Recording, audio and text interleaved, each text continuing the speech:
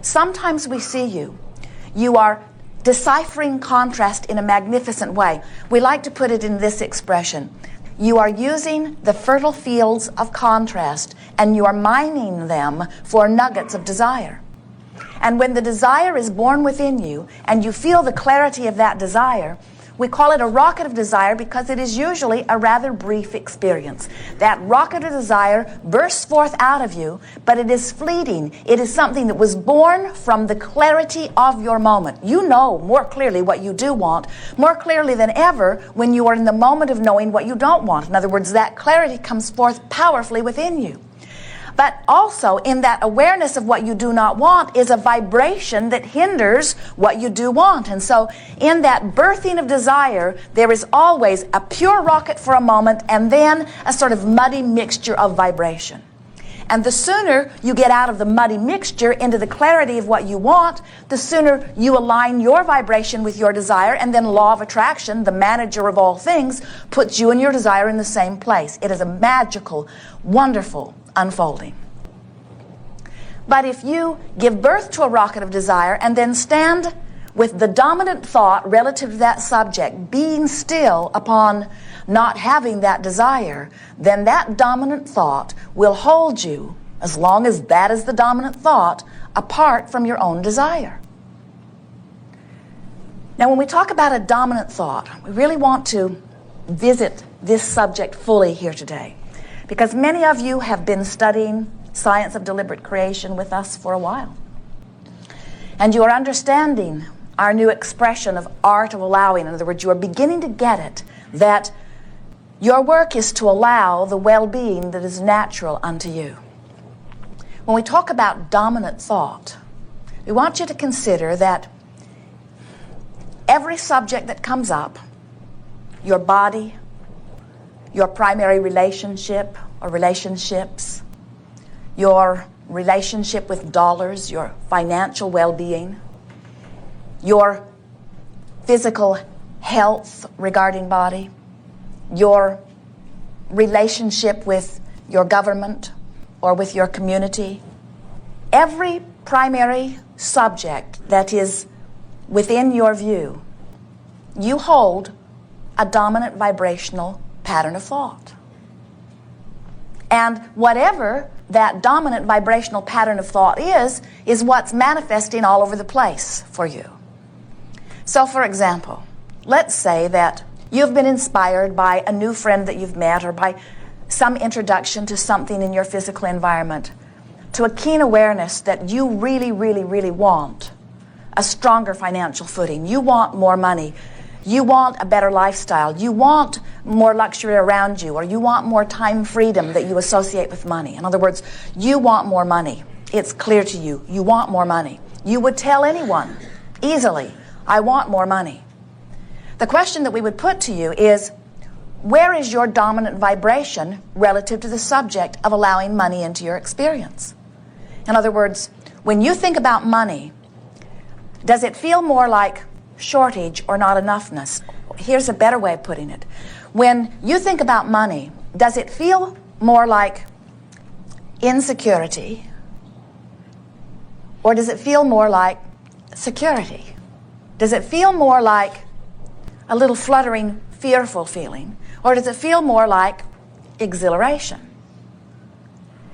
Every one of you, with no exception, can answer that question easily. And as you answer the question, you know whether the dominant vibration within you is about your desire or is about whatever contrasting experience caused you to formulate that desire. In other words, you can tell. Let's take the subject of your primary relationship. Maybe it's a mate, maybe it's a friend, maybe it's a child. When you think about that relationship, does the feeling that overwhelms you feel like fun or like work? Does the feeling that comes over you feel like exhilaration, anticipation, or does it feel like struggle? Does it feel like freedom or does it feel like bondage?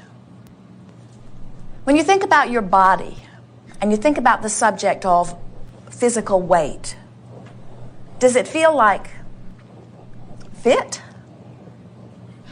Or does it feel like fat?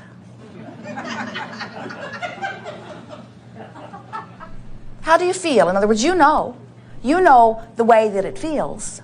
So what we are saying to you is, it's possible, it's probable, well, it's a pretty sure thing, that on some of these subjects, your dominant vibration is not in harmony with your own desire. And it has to be in order for your own desire to be. In other words, if you have things you want that you verbalize from time to time, and those things are slow in coming, it's because your dominant vibration does not match your desire. The way you make a dominant vibration is just through attention to it. It's through steady attention to it. That's how it became a dominant vibration to begin with. Only most of you, and here's the really good news, most of you established your dominant vibrations over time. They're easy to change with focus. Or you established your dominant vibration with some very impressive happening. Something happened that really got your attention, and even though it didn't really get your attention for a long period of time, while it had your attention, it really had your attention. So we want you to begin to understand that your dominant vibrations are easy to identify and they're easy to change.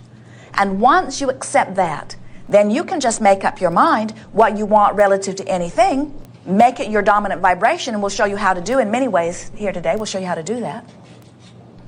And then you're often running toward more contrast that gives birth to more desires that probably won't match your dominant vibration in the beginning, but no big deal. You can, with very little effort, far less than you think right now, change your dominant vibration so that it matches your desire. And that is really what deliberate creating is. It's vibrating on purpose. First, you have to be aware of what your vibration is. That's where your emotions come in. And then you have to change the vibration so that it pleases you. And that's where focus or concentration or maybe a little willpower come in. It is not a difficult thing. As Esther gets ready to come to allow Abraham to visit with you through her interpretation, she always sits and quiets her mind. So as Esther sat to meditate, to quiet her mind with the intent of raising vibration, a thought kept coming into her mind. And she would breathe more, try to relax more, focus on the hum in the air conditioner more, try to find a vibration within her own oming. But the thought kept coming back. As they were driving from San Diego to San Francisco, they stopped, and Jerry, as he often does, is checking the fluid levels and the pressure in the tires, and he noticed that the monster bus needed a little bit of oil. So he added it. And then they got back on the highway and proceeded further, and then stopped a little while later for a brief stop. And as Jerry walked around the motor coach with the car in tow, he noticed that there was oil all over everything. The whole back end of the motorhome was covered in oil, and the tow car too, and the hitch in between. And he knew right away what had happened. He had failed to put the oil cap back into the hole. His dominant vibration was evident. Now, it had started out as Jerry is checking the oil and recognizing that he is wanting to add some. It's an interesting thing because it is always an annoying experience for him, because the hole where the oil goes is in a very awkward position, and it takes a contortionist to reach it at all. And it's in such a small space that no contraption that he's ever purchased, and he has purchased many, work. So he has figured out his own special, unique way of doing it. But in the process, it is always a little bit of an ordeal. Now, there's more to this story. You have to understand that another part of Jerry's dominant vibration is that he likes to be very clean. He has a reputation among those who know him of being the only person that they've ever known who can garden in white clothes and not get dirty. And so now, as he is dealing with this engine and with this oil, he's being very particular about not wanting to get oil on anything. So you can imagine how he felt as he is observing oil on everything. So he comes into Esther and he says, I've left the oil cap off. And so they make some phone calls and they discover that the nearest oil field cap is over 200 miles away. And they're on their way to a very important appointment to see those like you. And so Jerry says, perhaps we can find something to plug this hole.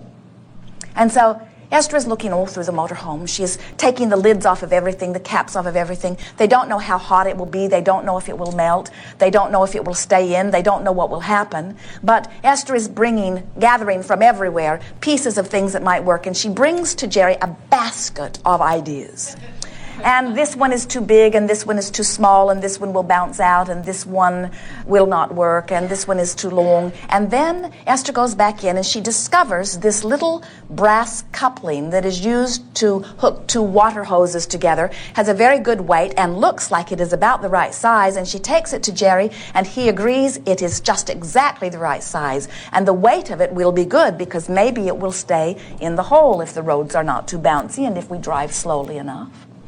And so Esther gives it to Jerry and receives adequate praise from him, and he looks at it and he holds it over the hole, and yes, it looks just right, and he holds it down in, and they determine that if they put just a little bit of duct tape around it and maybe a cork to plug up that one piece, that it will be just exactly the right thing. And as Jerry is lifting it out of the hole, the brass coupling comes apart. And the smaller part of it fell into. And Esther said to Jerry, your life as you have known it is now over.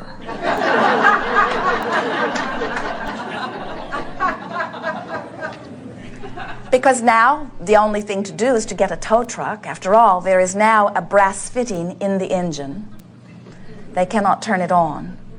And then Esther says, let me get a mirror and let us see if we can see it. And I will bring a hanger and we will see if we can fish it out. And so she goes and gets a mirror, and they get a ladder and they precariously position it, and they look in with a flashlight, and they can see the little brass coupling down in the hole. It is bounced this way, which means the mirror is reflecting it back. And now it is a big decision. Who will go fishing for the coupling? It's a very precarious thing, because both of them know, as they repeat to one another over and over again, we have to get it the first time. If we move it from its precarious place, sitting there on that ledge, it will fall into the great crevasse of who knows what. And so it is determined that Esther will be the one. Her fingers are smaller. She can reach further in, and so she is reaching, and feels it with her fingertips. And then delicately pinches the lip of it between two fingertips and retrieves it. Yay. The relief is unbelievable. In fact, they now feel so good that it was worth feeling so bad.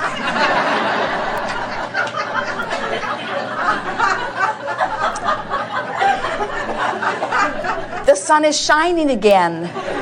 They are feeling more vital and alive than they've ever felt.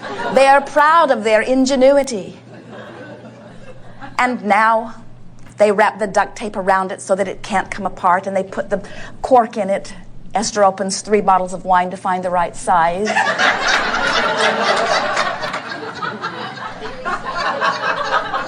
And Jerry takes wire and ties it so that if it does shake out, it won't fall into the fan belts and so on. And as they are doing all of this, Esther said, it occurs to me that this is why they call it jerry rigging.